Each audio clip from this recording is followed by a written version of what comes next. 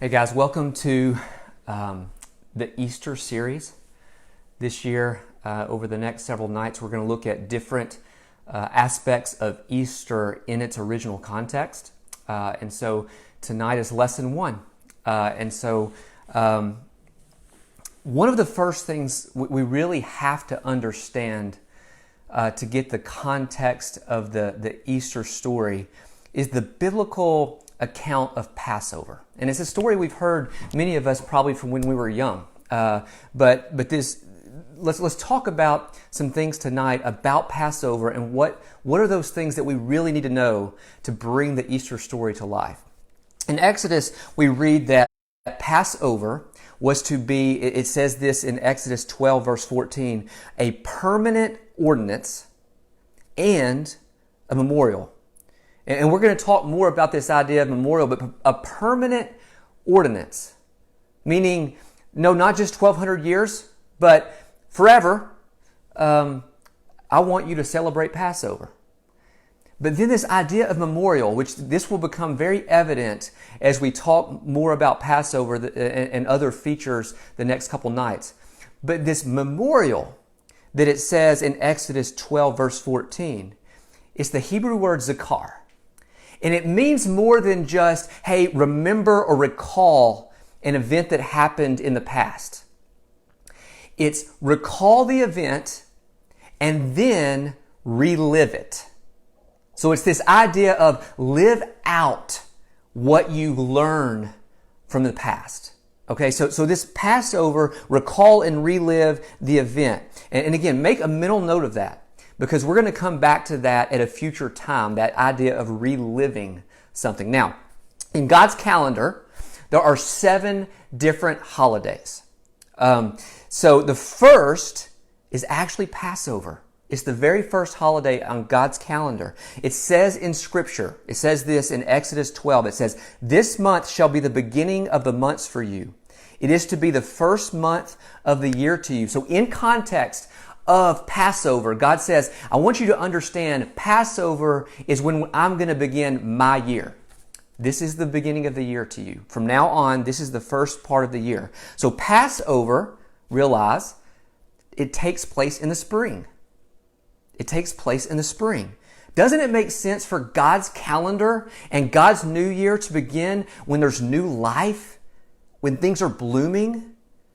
And for some reason, we like to celebrate it in the middle of winter. Everything's dead, and we say, okay, that's when we're going to celebrate our new year. Well, that's not God's intention. From the very beginning in Exodus, He says, Passover is going to be, that month of Passover is going to be when you start your year. Okay, so that is the calendar. Now, just as Passover begins God's calendar, it also is the thing that marks Israel's history as a free nation. So Passover is what began Israel's independence. So let's go back to the story. Like I said, many of you grew up hearing the story. You probably can tell it better than I can. But let's go back to the story a little bit. Life was hard for God's people in Egypt. I mean, as time went on, they were slaves. Pharaoh made it harder and harder and harder for them to do their job.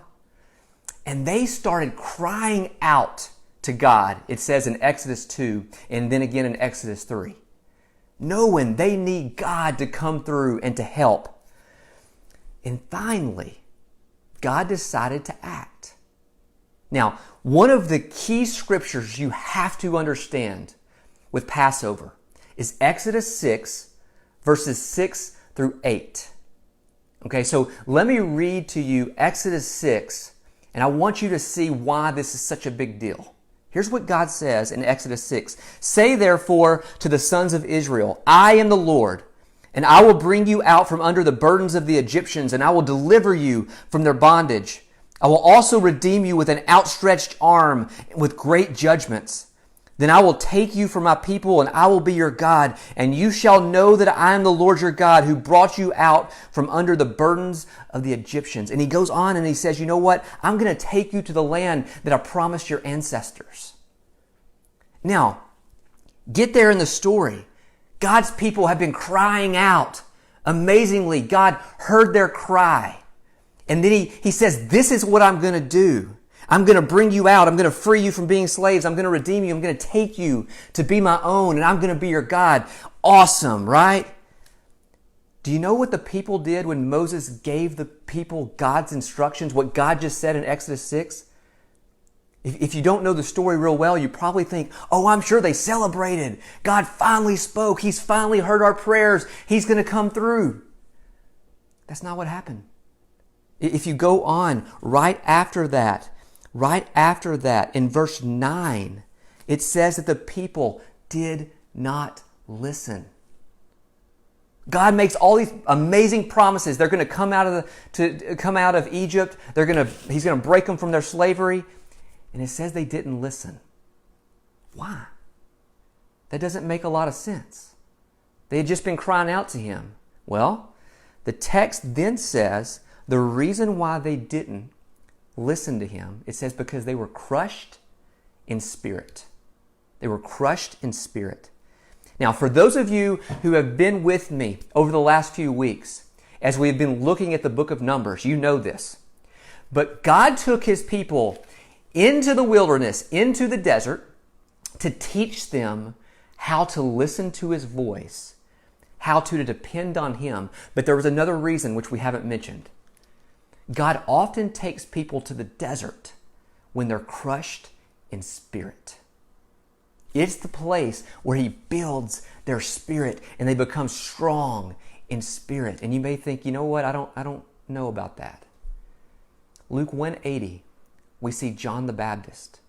And it says specifically, John grew and he went into the desert where he became strong in spirit. And so there's this idea that sometimes God leads his people to these hard places like the desert, where they don't have conveniences, where they have to trust him to find water. And that's where he builds their spirit, because they learn how to depend on him. And I can't help but think, I mentioned this in a lot of my videos recently, but in this pandemic, I can't help but think that there are times where God takes us to metaphorical deserts where the heat is hot. And some of you that's listening to this may be going through the worst desert you have ever been in. The heat may be turned up and you don't know where to turn. But God often brings us to those desert moments so that we depend on him, so that we turn to him. He is the one that leads us to where there's water, to where the green pastures are. And that's where he takes us to build our spirits. And that's what he's done from the beginning, all the way back in Exodus and Passover. He doesn't take them straight into the promised land. They spend 40 years in the desert where they learn to have a strong spirit, because that's where he's building it. So those 4 promises that we read a minute ago in Exodus 6, that I will bring you out from under the burdens of the Egyptians. I will free you from being their slaves. I will redeem you with an outstretched arm, with mighty acts of judgments. And I will take you to be my people, and I will be your God. Those 4 promises became the essence of Passover. That's what the people cling to even today. Okay, so that they're crucial for us to understand. And we read that and we kind of think, you know what? It's like he's saying the same thing, just 4 different ways. And it's not. It's way more to it than that. There's so many differences. And we're going to talk about these things a little bit more tomorrow night. I hope you'll join me. But one thing to know, he says, I'm going to free you. You're going to be free. I know you've been slaves and all you know is slavery. Well, guess what? You're going to have a new nature. You're going to be free. And then he says, I'm going to redeem you from all that filth you've been a part of. I'm going to redeem you from that. But then he says this, and I will take you as my own people, and I will be your God. He said, you're going to be mine. And that's a big statement. Now, Passover Seder is what we're going to talk about more tomorrow night. And I think there's so much for us to learn in a Passover Seder. that they come straight out of these 4 promises of Exodus 6. And when God says, and you got to get this, that he's going to take his people and they're going to be his, it's the Hebrew word for marriage. He says essentially, I'm going to marry you. And that's powerful. Understand, 50 days later, they're at Mount Sinai. Do you know what Mount Sinai is to a Jew even today? Mount Sinai is where God married his bride. And you may think, yeah, I think you're stretching it a little bit. If you look at the Mount Sinai experience, it has every element of a Jewish wedding. Now, if that's true, what was the marriage contract? The ketubah. Well, the ketubah was the 10 Commandments. See, we look at the 10 Commandments as this legal law that, oh my goodness, I can't have any other gods and I've got to do this. And what do you mean I can't lie? Why not? That doesn't sound fun. We look at it as law and God just ready to smite us if we mess up. That's not what it was. It was a marriage contract between God and his bride. And he says this. He says, you know what? I want to be your husband, me, and nobody else. So don't go chasing after other lovers. Listen to me. Obey me. But then he starts talking about things like, and you know what? As your husband, I want to have a day where we have dates. Let's call it Sabbath. And then he starts addressing the body. You know, there's a lot of you. You're my one body. So get along with one another. Don't cheat. Don't steal. Don't bear false witness. And see, it's this beautiful wedding vows that God says, I want you to be my bride. And oh yeah, I'll be your husband. Now, so you see back in Passover, he basically engages his bride and he marries her at Sinai.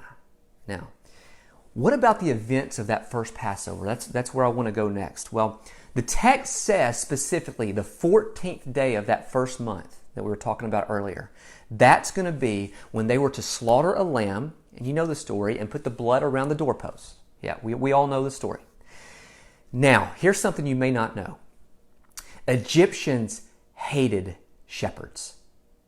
Could not stand them. Why? Well, their gods were all connected to animals. They never had an animal sacrifice. You don't do that in Egypt because those are sacred animals. So the ram was considered a sacred animal. Even the time that the Jews were there, we know that. Now, you did not sacrifice a lamb in Egypt without putting your life on the line. Where do I get some of this? Just for your reference, if you want to look it up, Genesis 46:34, Exodus 8:26, both talk about these sacred animals to the Egyptians. Now, so you don't sacrifice sheep to the Egyptians. Now listen, Moses was told by God, first go get a lamb and put him, tie him to the outside of your house. That was the first thing. But then he said, Moses, do you really trust me? Because then I want you to slaughter that lamb. In broad daylight, no less. And while you're doing it, go ahead and put that blood around the doorpost just so everybody else knows that you've slaughtered a lamb. And when you put it in context of the culture, do you see how much they truly had to trust God in that moment? Did they do it? Yeah. They trusted him. They did it. And guess what? God was true to his word. He did exactly what he said he would do to the Egyptians. Now, as they're fleeing out of Egypt, this is another thing that comes into the Jesus story. As they're fleeing out of Egypt, God told Moses this, forever on this night, which night? The night after Passover. just had Passover, the night after, that night, I want all Israelites to stay awake and remember what I did and the terror you felt. So it was called the night of watching. The night of watching, or Leil Shimarim in Hebrew. Okay, the night of watching. So early tradition began after Passover, they would stay awake all night. Why? Part of it was what we talked about at the beginning of the lesson. I'm not just remembering Passover and recalling Passover. I want to relive it. And if this is what they did on that first Passover, guess what? I'm right there with them. God's delivering me too. So that's part of why they stayed awake that night. But what about the Jesus story? We may get to this later.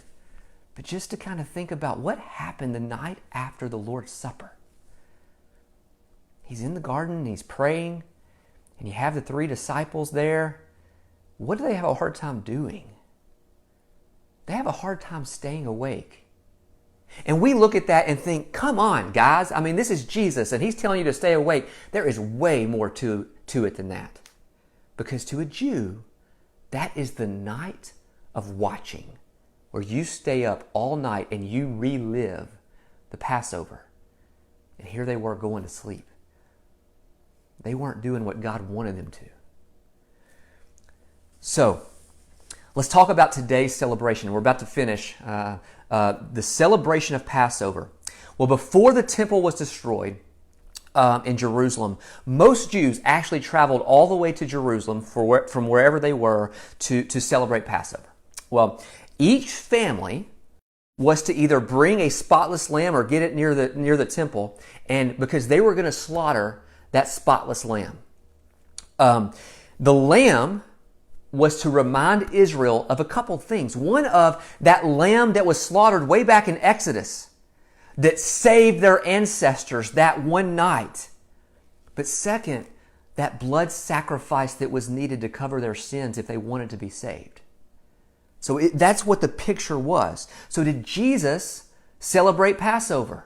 That's the question. Absolutely. First off, Luke 2, verses 41 and 42 talk about Jesus and his family traveling to Jerusalem for that Passover when he was 12. But even more so, right before he was crucified, we know it's Passover. So where did he and the disciples come? They came to Jerusalem, because that's what you did if you're celebrating Passover. And then we see that he has a Passover Seder. He specifically says that let's prepare the supper for Passover. And so he has that in the upper room. We'll get into that more tomorrow night. Understand, there's more. Do you know when Jesus dies? He dies at 3 o'clock. Well, when was Passover sacrifice? 3 o'clock. We know from Scripture, specifically it says, none of his bones were broken. Well, guess what? With a Passover lamb way back then, none of the bones were to be broken. And so I hope you see, and we're going to discuss more and more about how big it is to understand Passover in light of Easter. But I want just to welcome you right now to Passover 2020. Did you know that as the sun went down just recently, just in the past hour or so, Passover began? God gave us a permanent ordinance to celebrate Passover. And he also gave us a memorial, or a zakar. And he says, don't just remember what I did way back then, relive it. And I said this in my introduction video. Understand how big Passover is to a Jew.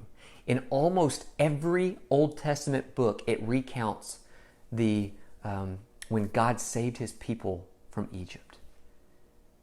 This is a big deal, guys. And there's way more for us to get into. And this is just the beginning. So I look forward to being with you tomorrow night. And I hope you'll join me. Thanks a lot.